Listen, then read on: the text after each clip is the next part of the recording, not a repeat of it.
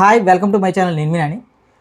Peddi cinema release అవ్వగానే అదేనండి ఆ $30 అంటారు చూడండి, ఆ $30 అదే బార్బీలో ఏదో పేరు ఆడు అన్ని తెలుగు సినిమాలకి ఇచ్చే రివ్యూయే పెద్ది సినిమాకి కూడా ఇచ్చాడు. అంటే ఇక్కడ వీడి రివ్యూలు మనం అర్థం చేసుకోవాల్సింది ఏంటంటే వాడు రివ్యూస్ చేయట్లేదు, కేవలం తెలుగు సినిమాల్ని తిట్టి తెలుగు సినిమాల్లో నానా వంకలు ఏవోవో బాగున్నా బాగోకపోయినా ఒకే టైప్ ఆఫ్ ఒక నెగిటివిటీ స్ప్రెడ్ చేస్తూ వాడు యూట్యూబ్ రెవెన్యూ పెంచుకుంటూ ఏదో ఇతర దేశంలో అక్కడ ఉంటున్నాడు. వాడికి ఒక ఉద్యోగం కానీ ఏది ఉందా అనేది మాత్రం నాకు ఏదో డౌటే. ఎందుకంటే భయ్య ఎంత నెగిటివిటీ మైండ్ సెట్ ఉన్నోని ఎవడు ఉద్యోగం పెట్టుకోడు. ఎందుకంటే అసలు ఒక సినిమాని రివ్యూ చేస్తున్నాం, ఒక సినిమా ఎలా ఉంది అని చెప్పేటప్పుడు సినిమాలో ప్లస్ మైనస్ రెండు చెప్తారు, కానీ ఇది కేవలం బాగున్నదాన్ని కూడా బాగోలేదు అని చెప్పి అదే చెప్తున్నా. ఇప్పుడు చరణ్ గారి సినిమాలు బాగోలేదంటే ఎన్టీఆర్ గారు అభిమానులు షేర్ చేస్తారు, ఎన్టీఆర్ గారి సినిమాలు బాగోలేదంటే చరణ్ గారి అభిమానులు షేర్ చేస్తారు. సో ఇక్కడ వాడికి ఇది ఎక్కడికి మనం ఒక సినిమా గురించి మాట్లాడితే ఒక పాజిటివ్గా మాట్లాడితే ఒక వర్గం మనకు సపోర్ట్ చేస్తుంది, అదే నెగిటివ్గా మాట్లాడితే రెండు వర్గాలు కూడా సపోర్ట్ చేస్తే ఇప్పుడు అదే జరుగుతుంది. ఇప్పుడు ఎన్టీఆర్ గారు వార్ 2 సినిమా టైంలో వాడు చేసిన వార్ 2 కాదు, ఈవెన్ దేవరా టైంలో కూడా వాడు చేసిన నెగిటివిటీకి చరణ్ గారి ఫ్యాన్స్ ఏమో వాడి వీడియోలు క్లిప్స్ మామూలుగా స్ప్రెడ్ చేయలేదు, విపరీతంగా స్ప్రెడ్ చేశారు. ఇప్పుడు పెద్ది సినిమాకి కూడా ఎన్టీఆర్ గారి ఫ్యాన్స్ అదే చేస్తున్నారు. సో ఇప్పుడు తప్పు ఎవరిలో ఉంది? వాడిని ఎంకరేజ్ చేస్తున్న ఫ్యాన్డమ్స్లో ఉంది.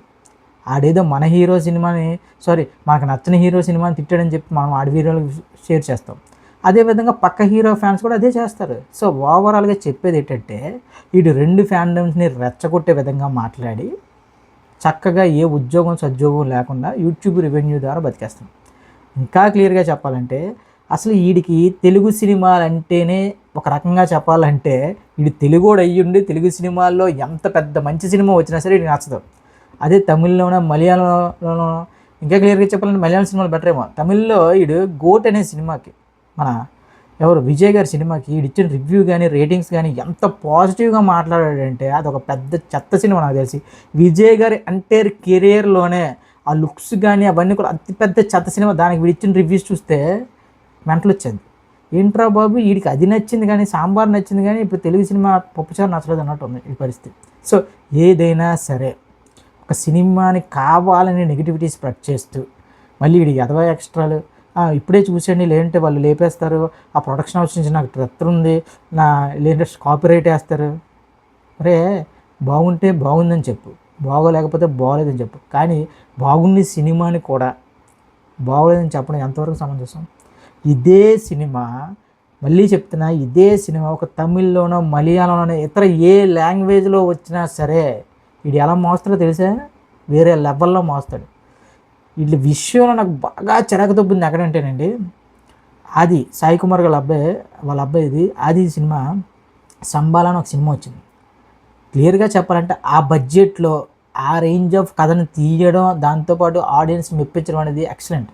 ఆ సినిమాని కూడా అది కూడా కేవలం తెలుగు సినిమా కాబట్టే వీడు ఎలా మాట్లాడాడంటే ఆ టైంలో హీరోయిన్ పెడిక్యూర్ చేసుకునేటి గోర్లకి నెయిల్ పాలిష్ చేసుకునేటి. ఒరే బుర్ర ఉందిరా, సినిమా అంటే అరే నువ్వు చూడాల్సింది హీరోని పెడిక్యూర్ వేసుకుందా, ఇది వేసుకుందా, లిప్టిక్ బాబు ఇందిరా బాబు. టు బీ ఫ్రాంక్ చెప్తున్నా, ఈ బార్బిల్ అనేవాడు కేవలం నెగిటివిటీని నమ్ముకునే ఎదుగుతుంది. మీరు ఏదో ఈరోజు రామ్ చరణ్ గారి సినిమాకి నెగిటివ్ చేశారని చెప్పి మనం ఎన్టీఆర్ గారి ఫ్యాన్స్ షేర్ చేయడం, నెక్స్ట్ ఎన్టీఆర్ గారి సినిమాకి నెగిటివ్ చేసిన రామ్ చరణ్ గారి ఫ్యాన్స్ షేర్ చేయడం కరెక్ట్ కాదు భయ్య. ఎక్కడో దగ్గర ఫుల్ స్టాప్ పడాలి. కాకపోతే ఒకటే చెప్తున్నా, వీడు ఎన్ని నెగిటివిటీ రివ్యూస్ చేసుకున్నా ఏం చేసుకున్నా సరే బాగున్న సినిమాని ఎవ్వడూ ఆపలేడు. ఇంక్లూడింగ్ మనశంకర వరప్రసాద్ సినిమాకు కూడా వీడు ఇచ్చిన మాటలు కానీ చేసిన ఇవి కానీ వింటే నిజంగా అదొక పెద్ద డిజాస్టర్ అనుకుంటారు. కానీ అస్సలు వీడికి ఏదో ఫీల్ అయిపోతారు భయ్. ఎలా మాట్లాడతాడంటే వీడే మొత్తం సినిమాల్లో ఉన్న ప్రతి ఒక్క ఫ్రేమ్ మీద అవగాహన ఉండి ఇది అది ఏదో మాట్లాడతారు. టు బీ ఫ్రాంక్ చెప్తున్నాను, వీడికి ఏనా బొక్క తెలియదు. వీడికి ఏంటంటే వీడికి ఎలా అంటే వీడి కొన్ని రోజులకి ఎలా అయిపోతారంటే సినిమా వేసే ముందు లైట్లు ఎందుకు ఆపుతున్నారు, ప్రొజెక్షన్ సినిమా స్క్రీన్కి ఎదురుగా ఎందుకు ఉండాలి, వెనక ఉండొచ్చు కదా, కొత్తగా ట్రై చేయొచ్చు కదా, అలాంటి పిచ్చి వచ్చింది వీడికి. ఇంక అర్థం కావట్లేదు ఎవరికైనా వీడి ఎంత పిచ్చిలో ఉన్నాడంటే పెద్ది లాంటి సినిమాని రామ్ చరణ్ గారి పెర్ఫార్మెన్స్ని ఇండియా మొత్తం జై కొడుతుంటే వీడికి ఎలా కాలుతుందంటే వీడికి ముందు నుంచి మెగా ఫ్యామిలీ మెగా ఇదన్నా నచ్చదు భయ్య. ఇప్పుడుది కదా, ఎప్పటి నుంచో ఉంది. ఆ టైంలో కూడా పవన్ కళ్యాణ్ గారి అవాకులు చవాకులు పేపి ఒక వీడియో చేశాడు రాజకీయం పరంగా. ఆ తర్వాత వచ్చిన రిజల్ట్కి దెబ్బకి వీడు పొలిటికల్ వీడియోలు చేయడం మానేశాడు. అంటే వీడికి అంత భయం. దట్టు కొంతమంది చెప్తున్న విషయాల ప్రకారం, నేను రీసెర్చ్ చేసిన విషయాల ప్రకారం లాస్ట్ టైం అనట వీడి మీద ఒక ప్రొడక్షన్ హౌస్ కేసు వేస్తే వాళ్ళ కాళ్ళు చేతులు బతిమలాడి ఆ కేసును కొట్టించుకున్నాడట. వీడు మళ్ళీ మాట్లాడే మాటలు ఎలా ఉంటాయి, వీడేదో పెద్ద ఎవరినో ఉద్ధరించేసేలాగా. రే మీలాంటి వాళ్ళని కొన్ని వందల లక్షల కోట్ల మంది చూసి వచ్చేసింది తెలుగు సినిమా. మీరు ఎవడు ఎంత చించుకున్నా సరే తెలుగు సినిమా అనేది ఇప్పుడు ఇండియన్ సినిమాని ఇంటర్నేషనల్ బోర్డర్లో ఇంటర్నేషనల్గా రిప్రజెంట్ చేస్తుంది. ఇప్పుడు ఇండియన్ సినిమా అంటే తెలుగు సినిమా ఆ రేంజ్కి వెళ్ళిపోయింది. వీడికి ఓపెన్ హ్యామర్ నచ్చద్దు. అసలు ఓపెన్ హ్యామర్ సినిమాలో నిజంగా వీడికి అర్థమైంది ఏంటి అనేది ఎవరికి తెలియదు. వీడికి అసలు ఏం అర్థమైందో కూడా తెలియదు. వీడికి ఓపెన్ హ్యామర్ సినిమా నచ్చేది, క్రిస్టోఫర్ నోలన్ సినిమాలు నచ్చేస్తే అసలు అంటే క్రిస్టోఫర్ నోలన్ సినిమాలు నచ్చేస్తే అనడానికి వీడికి నచ్చడానికి కారణం ఏంటంటే భయ్యా, అదే క్రిస్టోఫర్ నోలన్ టేకింగ్లో తెలుగులో ఎవడైనా సినిమా తీస్తే వీడు దాన్ని ఎలా మాట్లాడుతుంది తెలుసా, విపరీతంగా ట్రోల్ చేస్తాడు. ఎవడు ఎన్ని ట్రోల్ చేసినా ఏం చేసినా మళ్ళీ చెప్తున్నా, నా తెలుగు సినిమా అనేది ఇప్పుడు ప్రపంచ స్థాయిలో ఇండియన్ సినిమాని రిప్రజెంట్ చేస్తుంది భయ్యా. ప్రభాస్, నెక్స్ట్ ఇప్పుడు అల్లు అర్జున్ గారు కానీ, రామ్ చరణ్ గారు కానీ, ఎన్టీఆర్ గారు కానీ ఇప్పుడు ఇండియన్ సినిమాకి ఒక ఫేస్ అయిపోయారు వాళ్ళు. మీకు అర్థం కావట్లేదు ఎవరికి. మన రేంజ్ వేరు, మన తెలుగు సినిమా రేంజ్ వేరు, మన తెలుగు సినిమా హీరోల రేంజ్ వేరు. ఎవడో ఏదో చెప్పాడని చెప్పి మీరు ఆడ చెప్పిన 2 ముక్కల్లో వీడియోలని కట్ చేసి సోషల్ మీడియాలో హైలైట్ చేసేద్దాం, మాకు నచ్చని హీరోని తొక్కేద్దాం అంటే అక్కడ జరగని పని. తెలుగు సినిమా రేంజ్ మారిపోయింది. ఇలాంటి నా కొడుకులు ఎంతమంది వచ్చినా సరే సినిమా బాగుంటే అప్పుడు ఆపలేడు. దానికి నిదర్శనం మనశంకర వరప్రసాద్, అదేవిధంగా పెద్ది.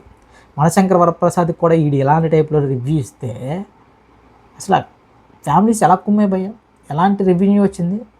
వన్ ఆఫ్ ద అంటే ఒక రీజనల్ లాంగ్వేజ్లో బెస్ట్ అంటే కలెక్షన్ సంపాదించిన సినిమా మనశంకర వరప్రసాద్. ఇప్పుడు పెద్ది సినిమా కూడా ఎవడు ఎంత నెగిటివిటీ స్ప్రెడ్ చేసుకున్నా ఏం చేసుకున్నా సరే ఎంట్రీ కూడా పేకలేవు. అరే బార్బుల్ భయ్య మంచిగా బతకరా. నేను ఈ రేంజ్ ఆఫ్ ఒక నెగిటివిటీలో ఉన్నావంటే నీ మైండ్ సెట్ నిజంగా టు బీ ఫ్రాంక్ చెప్తున్నా ఒక సైకియాట్రిస్ట్ దగ్గరికి నువ్వు వెళ్ళాలి, ఎవరి దగ్గర చూపించుకోవాలి. లేదంటే ఇలా నెగిటివిటీ అన్న మైండ్ సెట్లో ఏమవుతావు అంటే లాస్ట్కి ఒక రకంగా చెప్పాలంటే భూమి గుండ్రంగా ఎందుకు ఉంది, సూర్యుడు తూర్పుని ఎందుకు ఉదయిస్తాడు అలాంటి క్వశ్చన్స్ రేజ్ అవుతాయి. దాన్నే పిచ్చ అంటారు. ఓకేనా. సో మళ్ళీ చెప్తున్నా, బార్బిల్ అనే వర్డ్ రివ్యూలు మోస్తున్న ప్రతి ఒక్కడికి ఉండే అతి దారుణమైన వ్యాధి ఏంటంటే పక్కోడు బాగుపడకూడదు. అలా బాగుపడకూడదు అనుకుంటే ముందు మనమే పోతాం, మన హీరోలు పోతారు. సో ఎప్పుడైనా సరే అందరూ బాగుండాలి, అందులో నేను ఉండాలనుకుంటారు చూడండి, ఆడే ఎప్పటికైనా బాగుపడతాడు. ఈ బార్బులు, ఈ రావణ్ గురించి నెక్స్ట్ వీడియో ఉంటుంది భయ్య. సో ప్రజెంట్ అయితే మాత్రం బార్బులు భయ్య నీ మీద నాకైతే మాత్రం పర్సనల్గా కానీ ఎలాంటి నువ్వు చెప్తావు కదా ఒక సినిమా మీద మొత్తం ఇచ్చేసి నాకు కానీ ఆ హీరో గురించి కానీ ఎవరి గురించి పర్సనల్గా కానీ ఎలాంటిది ఏమీ లేదు. కేవలం నీ రివ్యూకి నువ్వు మాట్లాడే మాటలకి నేను చెప్పే ఆన్సర్ ఇదే.